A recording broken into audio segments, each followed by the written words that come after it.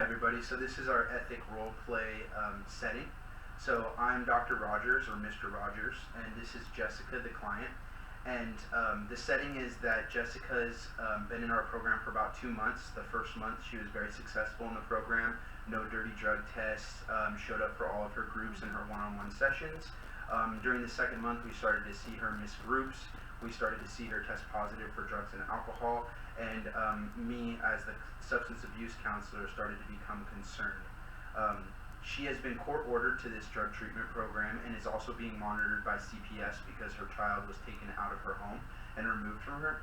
And so our goal at working together is to not only have her become sober and be successful in her recovery, but also to have her reunited with her daughter. And so this will be our ethics role play. So Jessica, welcome. I was wondering if I was going to see you again. I know it's been a few days and actually a few weeks since I saw you last. So I've been kind of concerned about you and what's been going on with you as far as your deciding on whether or not you want to be part of this substance use disorder program that you're signed up for. So I am very concerned about your drug use because you gave us some positive tests before we stopped seeing you come to groups and to our one-on-one sessions. But the first month you did very good in this program. You didn't have any dirty tests. You were attending all of your groups and our one-on-one sessions. In the second month it changed drastically. We started to see you miss groups. You started missing our one-on-one sessions, and we started to see you give dirty urinalysis tests. I think at this point, what we need to do in order for us to be on the same page is to go over the informed consent forms that you signed when you entered this program, so that way we can both be on the same page on what is required of you in order to be successful in this outpatient program. Does that sound like something you would want to do today? All right, absolutely. So here's a copy of the form that you signed when you entered this program, and I'm just going to kind of go over the form with you and make sure that you understand everything that's on here. A lot of the beginning of this informed consent form has to do with HIPAA policies and HIPAA laws, meaning that I can't share any of the information that happens in our program with anyone else without your consent. And the only person that you've given me consent for would be your probation officer and child protective services. So I am required to disclose any information that I have been given from you or received through your analysis with them. It does state on here that our appointments are from 40 to 50 minutes in duration, and they're required, and they're 2 times a week. It does say on here that I need at least 24-hour advance notice before canceling your sessions, and unfortunately you haven't been doing that. 2 missed sessions without communication warrants removal from our program, and that's why I'm considering whether or not this program is going to be a successful option for you. It also states on here that if court mandated, all drug screening results must be provided to probation and to CPS upon request. So I know that those are some things that are possibly concerning you, and I know that you wanted to talk about them. So what do you feel that we should do moving forward? Well, I know I have no excuse for the missed classes or the one-on-ones, but I have felt really overwhelmed lately with everything in it. And at times, I don't even know if I want my daughter back completely. I mean, because I'm not ready to stop, and I feel like a complete failure. I feel like if I keep going down this path, no matter what, you're just going to take my daughter away anyways, and it'll be forever, and I won't be able to get her back. And that terrifies me. It terrifies me the most. It terrifies me so much that I don't know if I can do it. And I know that I haven't made the requirements for the program, but I have been trying. Can't you see that? I mean, you can see that I've been trying, and I can only do what I can with what I've got. I mean, I'm a single mom. I come from a Latino family, and there's no support. My parents don't, there's no support. I understand. Jessica, I want to let you know I completely sympathize with you about wanting to get your daughter back, and I realize that this has been a very tough time for you. I want you to know that I personally believe that you have what it takes to change, and you have what it takes to achieve sobriety. This program is only going to put out for you what you put into this program. So until you make an honest effort to make your groups and our one-on-one sessions, you're not going to see that change that you're really looking for, and that goal of getting your daughter back will get further and further away from you. I'm not necessarily sure if this program is the right program for you specifically, But that doesn't mean that we don't have a program that could work for you. I just don't think that outpatient treatment is at a level of care that is going to be consistent with what you need to be successful. Is there any way that I can help you improve your attendance in this program so we can avoid you having to go into a different program somewhere else? Well, I mean, I have all these problems that are preventing me from attending. I mean, but you can't really help with them. I mean, my car broke down. I have no money because I can't keep a job because I'm always here. I feel like I'm always here and I'm so stressed out. There's so many groups and there's so many one-on-ones, and how can I even keep a job? So the only thing I keep going back to is the drugs. I mean, I have no help from my parents. I come from a very strict family. You know, que soy mexicana y soy pobre. I'm poor, I'm broke right now. And that's where I feel that I'm at my worst and I need help. And don't inform CPS, please. Can't you just sign the slip that I haven't been attending the meetings? I mean, I promise next month I will be on it. I will be here. I will be present. Can you just think about that? So I first want to recognize, Jessica, that you did call and leave some messages letting me know that you're having car troubles and that you weren't going to be making it to some of your groups and one-on-ones. I was disappointed though when I called you back and didn't receive an answer, and I also left you voicemails that were never returned. I do want to let you know that I sympathize with you about your daughter. I do sympathize with your situation, but I believe that the best route that we have to take together in this relationship as client and counselor is that we have to remain honest with not only ourselves, but with this program as well. I don't think that lying at this point for you would help you or encourage you in your sobriety. I think that it would enable you to continue down this road of relapse that you're going down, and I don't think that it's in your best interest. I know you feel abandoned by your family right now, and I know that that is probably very challenging for you as a Latina woman who has probably been surrounded by a loving family her whole life. But I want to let you know that this program is full of very, very wonderful people that are here for you to support you and encourage you in your growth and in your sobriety. We can be like a family for you that you didn't have before, and we can definitely do things for you and help you in any way possible so that way you could be successful. I don't know if it's necessary to cancel you out of this program right now or to terminate this program, but I do feel like that you need a higher level of support and maybe a more intensive form of care than this program is currently offering you.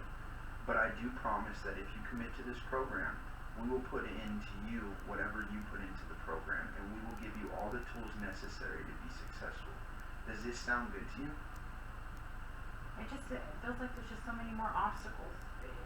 Like you guys keep putting more obstacles in my way, and I don't see how it's possible. I feel very defeated right now, and I'm guilty. More than anything, I feel guilty for letting my daughter down. And the only escape I really have is to do drugs and to drink. And I mean, can you just make this exception this one time? It breaks my heart to see her. It's sad. And I just need you to give me a good report. And I want to be the mother she deserves, even though I know that maybe she's at the best place for her right now. I just need your help to help me with this. Jessica, would you like a tissue?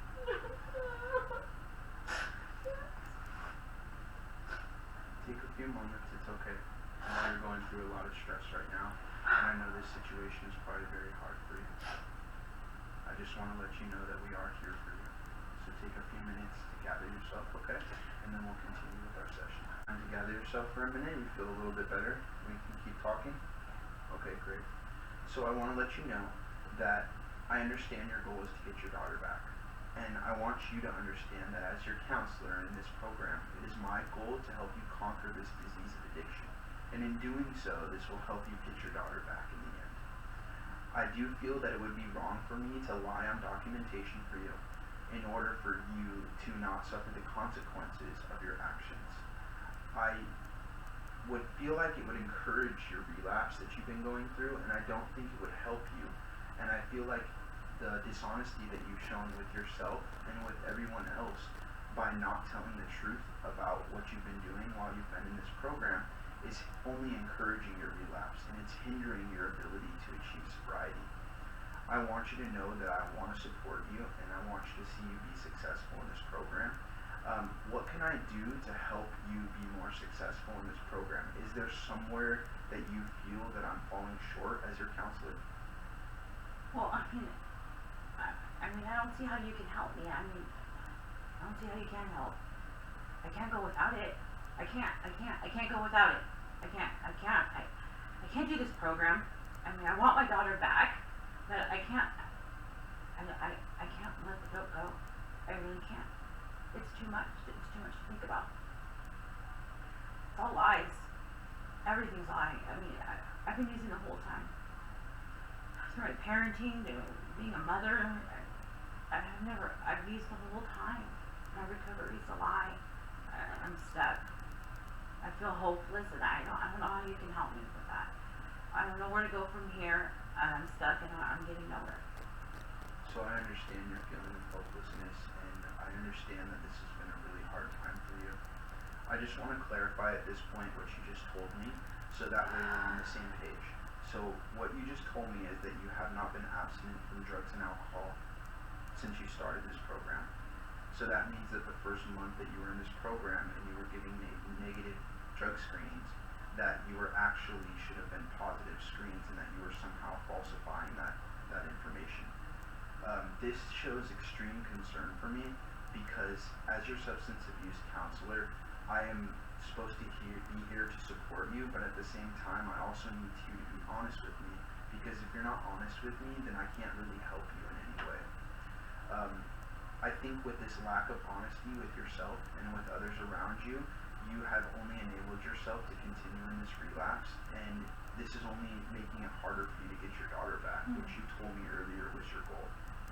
I feel that I must report this to CPS and probation, but I want to report this to them so that way they can know that this program is failing you and that we need a more intensive form of care. I believe that a possible residential treatment program could be something that could help you, but I also know that that could be a big step for you. What do you think about a residential treatment program? Do you think that could even be something that could possibly help you? Are you kidding me? I mean, I can't even handle this program. A residential program? Come on. I mean, are you not hearing me? Are you not listening? It's like I've been in the room by myself. I can't even complete the outpatient program. What makes you think that I'd be able to do a residential program? I'm a mess. How can you even think or even, how could that even be an option? Dad, I want to let you know, I do feel that residential treatment would be a viable solution to a lot of the problems that are presenting that have been a roadblock to your recovery.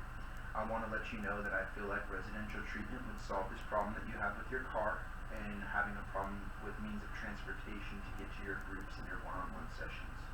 I also feel that it would solve the problem of you being in society and having the distraction of society and the other people around you to hinder your ability to remain sober and pursuing your recovery. I also want to let you know that this would include a more intensive form of therapy and also a more intensive form of groups, which I think would be necessary in order for you to receive the level of care that you need to be successful.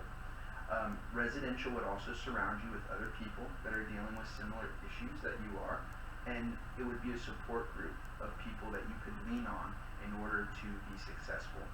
What do you think about this, and do you think that residential treatment could be a viable option for you? I mean, well, I don't want to go to jail. I really don't want to go to jail. And I do want my daughter back.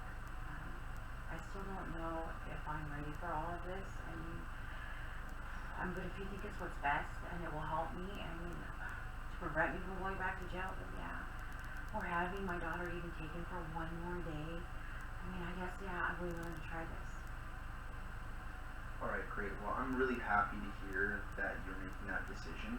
And I want to let you know that I'm going to inform CPS and also inform probation on your decision that you've made today.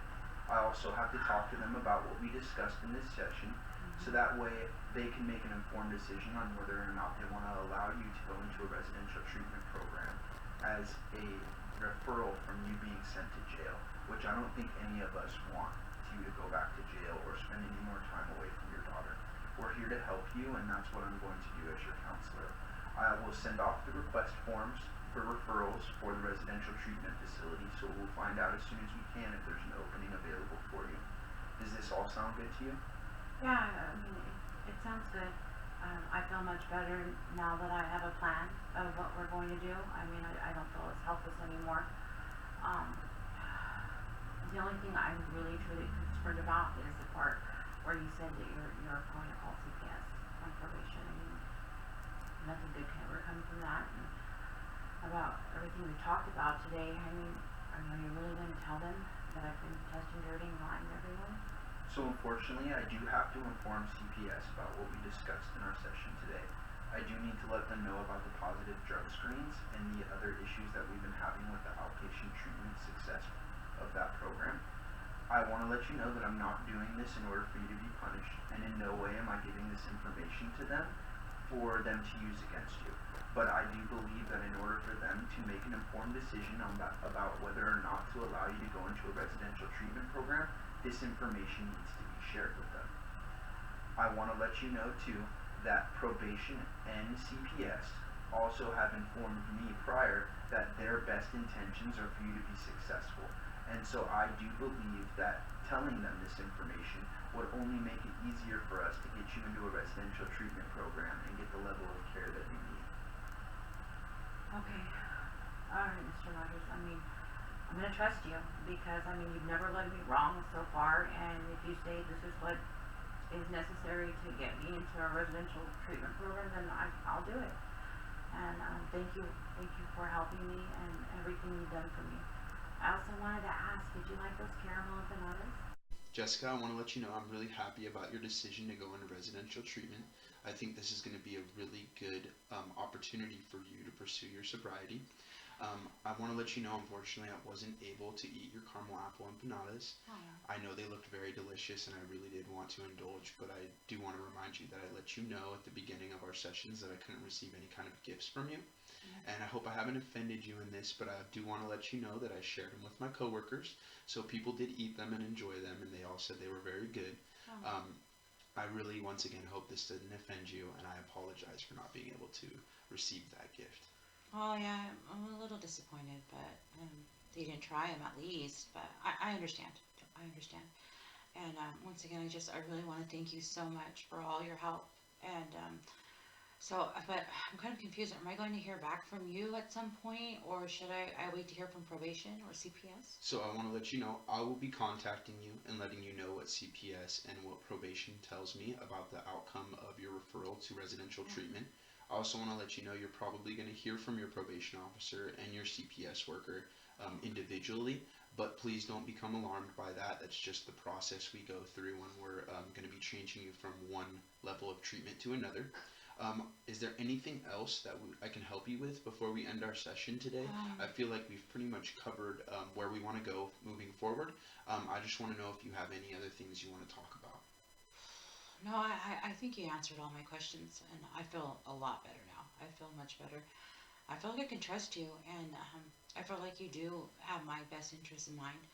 And I really hope that with everything that I just get my daughter back, and I hope this help will help me get her back. So I just want to tell you thank you for everything, and I'll see you next time. All right, great. You'll be hearing from me soon.